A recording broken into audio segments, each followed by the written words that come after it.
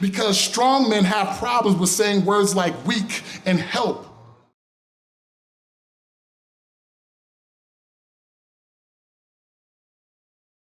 There are some words men say every day that people hear, but they never really listen to. A man can say he's hungry, and everybody understands that. Simple, straightforward, no hidden meaning. But when a man says he's tired, that's different. Because for a lot of men, tired has layers, and most men were never taught how to explain those layers. So they carry them, quietly, daily, until the weight starts changing them. And that's what we're talking about today. Not physical exhaustion, not needing a nap. I'm talking about the kind of tired that settles into a man's soul. The kind of tired everyday men are carrying right now while still getting up every morning, pretending everything is all right. When a man says he's hungry, ladies, it just means that he's hungry. It's not an attempt to spit an intricate bar. He is not talking in metaphors or similes about power, ambition, or greed. He is not rethinking the relationship, thinking about breaking up or backdoor asking for a threesome with another woman. Most of the time, he's not even thinking about you getting him a plate of food. So please do not think, do not dig deep, because it's not that deep. Hungry just means he just wants to be fed. The everyday man's tired. There's a version of tired that comes from working long hours. That's normal. But there's another kind of tired that comes from constantly feeling like life is demanding more from you than you have left to give. That man wakes up before the sun, drives to a job he tolerates because people depend on him, pays bills, handles responsibilities, keeps moving. And somewhere along the way, he starts losing pieces of himself. Not because he's weak, because he's human. Some men are tired of carrying financial pressure alone. Some are tired of trying to be good fathers while healing from the absence of their own. Some are tired of being the dependable one, the strong one, the calm one, the provider, the protector, the fixer. And nobody ever asks who fixes him. A lot of men don't even realize how deep their exhaustion goes until they sit in silence. That's when the thoughts get loud. That's when failure starts replaying itself. That's when comparison creeps in.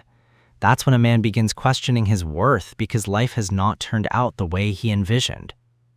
And the dangerous part is, many men keep smiling through it. They still go to work, still joke around, still say, "I'm good." Meanwhile, internally, they feel like they're losing. But when a man says, "I'm tired," inquire, probe, demand him to elaborate, because tired is different. Tired doesn't mean sleepy. Tired can mean that I'm tired of living, tired of going on, tired of moving forward, tired of just dealing with this life, tired of losing. And you know that your man does not take losing well. And you know that your brother does not take losing well. And you know that your father does not take losing well. Do you know that your son does not take losing well? Men and the fear of vulnerability. One of the hardest things society ever taught men is this: be valuable, but never vulnerable. Produce, perform, provide, but don't break. Don't cry, don't struggle openly, don't admit fear, don't say you need help. So men learned early how to survive emotionally instead of how to heal emotionally. And survival is exhausting. A lot of men know how to endure pain. Few know how to talk about it. That's why some men can discuss sports, work, politics, and business for hours, but freeze when asked, "How are you really doing?" Because many men were conditioned to believe that emotional honesty makes them weak. So they bury things: disappointment, shame, fear, loneliness, regret. And buried pain doesn't disappear. It transforms, sometimes into anger, sometimes into withdrawal, sometimes into depression, sometimes into silence so deep that even the people closest to him cannot reach him anymore. The world sees a strong man, but strength without release becomes pressure, and pressure without support becomes destruction. So if it feels like he's losing in the game of life, he might not just take his ball and go home. He might go home and take some pills or a bullet. Your man's tired is different. He needs more affection, more energy. He's tired of dealing with that's going on, tired of moving, tired of losing. Feels like he lost anything, feels like he's not worth anything. Why men need each other. One of the most painful realities is how many men suffer quietly around people who love them. Friends who laugh together every week yet never talk about what's truly happening internally. Brothers, fathers, sons. Men who would help everybody else but never give themselves permission to ask for help. That's why brotherhood matters. Real brotherhood, not just entertainment, not just hanging out. I'm talking about the kind where a man can say, "I'm struggling," and nobody looks at him differently. Because sometimes the strongest thing a man can do is speak before the silence consumes him. A lot of men don't need judgment, they need connection. They need somebody to remind them you are not failing because life is hard. They need reminders that their value is not tied only to money, success, or productivity. And they need spaces where honesty is not punished. Because a tired man is not always lazy. Sometimes he's emotionally overloaded. Sometimes he's spiritually drained. Sometimes he's been fighting internal battles for years with no language for the pain. And I know what you're probably thinking. Why can't he come to me and say that he's feeling suicidal like he tells me he's hungry? Because society doesn't let strong men say that I want to kill myself. Because society finds more value in a valuable man more than a vulnerable one.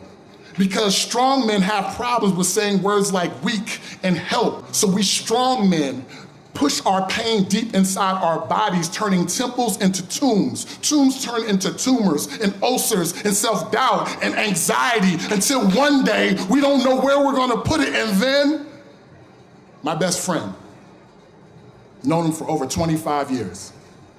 I am godfather to his first son. His mother calls me son. Our black boy Joy spans so long that I would hide a body for him without a question. He told me recently that 9 years ago he thought about killing himself, and I was angry. I asked him, "Why didn't you come to me?" And his reply was, "I didn't know that I could. Thank you." How am I doing on time? I'm good on time? Okay. What a man must remember. If you're listening to this today and life has been heavy, hear me clearly. You do not have to carry everything alone. You do not lose your manhood by speaking honestly. You do not become weak because life hurt you. And you are not less valuable because you are struggling. Real strength is not pretending. Real strength is confronting what's real. That means checking on your brothers. That means creating honest conversations. That means allowing yourself to feel without shame. And sometimes that means finally admitting, "I'm tired." Not so you can give up, but so you can finally heal. Because exhausted men do not need more pressure. They need purpose, they need support, they need rest, they need truth, they need hope.